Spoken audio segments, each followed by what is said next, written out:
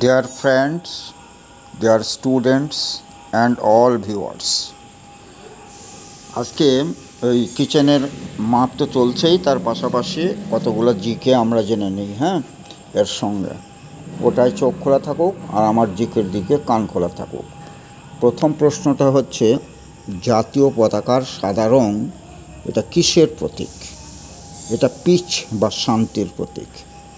2 নম্বর হচ্ছে, হাইড্রোফোবিয়া কি?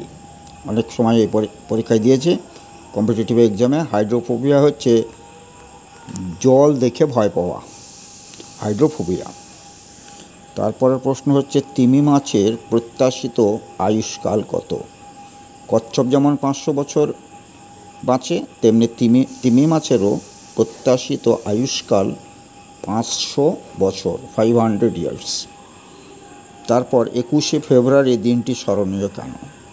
আমরা জানি এটা বাংলাদেশ যে স্বাধীনতা লাভ করেছিল এটা ভাষা আন্দোলনের মাধ্যমে, এবং এটা বিশ্বস্তরে পৌঁছেছিল, সেই জন্য এটা বিশ্ব মাতৃভাষা দিবস হিসাবে স্বীকৃত 21শে ফেব্রুয়ারি।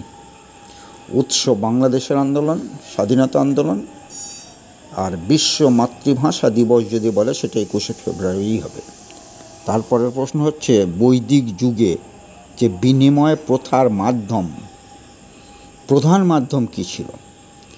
সেটা হবে গরু। এটা অনেকবার পরীক্ষায় দিয়েছে কিন্তু ইতিহাসের প্রশ্ন। বৈদিক যুগের বিনিময় প্রথার প্রধান মাধ্যম ছিল গরু। ঠিক আছে, তারপর বলি, এই যে গঙ্গা নদীর উৎসস্থল তো আমরা গঙ্গোত্রী জানি, বা যমুনা নদীর উৎসস্থল আমরা যমুনোত্রী জানি। যদি প্রশ্নে দেয় তাপ্তি নদী, নর্মদা এবং তাপ্তি এই দুটো কিন্তু ইম্পর্ট্যান্ট। তাপ্তি নদীর উৎসস্থল কোথায়? তখন তার উত্তর হবে কি? মহাদেব পর্বত। কি পর্বত? মহাদেব পর্বত। আর যদি বলে নর্মদা, তাহলে হবে অমরকণ্টক পর্বত। এই দুটো মনে রাখবে কিন্তু, মানে উল্টোপাল্টা যেন না হয়। নর্মদা, তাপ্তি এ দুটোই হচ্ছে পশ্চিম বাহিনী নদী, তাই না? আরব সাগরে গিয়ে পড়েছে। তারপরের প্রশ্ন হচ্ছে, আগের দুটোই কিন্তু খুব ইম্পর্টেন্ট। এবার জানবো এই যে আচার্য জগদীশচন্দ্র বসু, না, আমাদের বাঙালি সায়েন্টিস্ট, ইন্ডিয়ান সায়েন্টিস্ট, তার সম্বন্ধে দুটো একটা জিকে ইম্পর্টেন্ট, যেগুলো পরীক্ষায় দেয় সাধারণত। যদি বলে ওয়্যারলেস এটা কে আবিষ্কার করেছেন, তখন কিন্তু হবে জগদীশচন্দ্র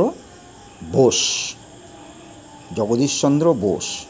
আর একটা আছে ক্রেস্কোগ্রাফ মানে গ্রোথ অফ প্লান্টস, উদ্ভিদের যে বৃদ্ধি হয়, বা প্লান্টস হ্যাভ লাইফ, এটাও কিন্তু আচার্য জগদীশচন্দ্র বোসেরই আবিষ্কার, মানে উদ্ভিদেরও প্রাণ আছে। এবং ক্রেস্কোগ্রাফ একটা যন্ত্র যার সাহায্যে উদ্ভিদের যে বৃদ্ধি হয়, কতটুকু বৃদ্ধি হলো সেটা এই ক্রেস্কোগ্রাফ যন্ত্রের সাহায্যে পরিমাপ করা যায়। এটা কিন্তু খুবই ইম্পর্ট্যান্ট।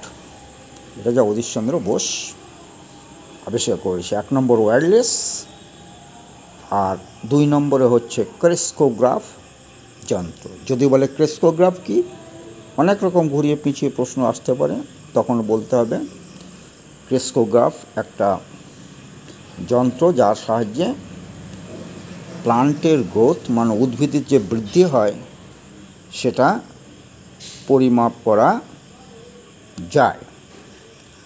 আর এর যে বিভিন্ন কার্যকলাপ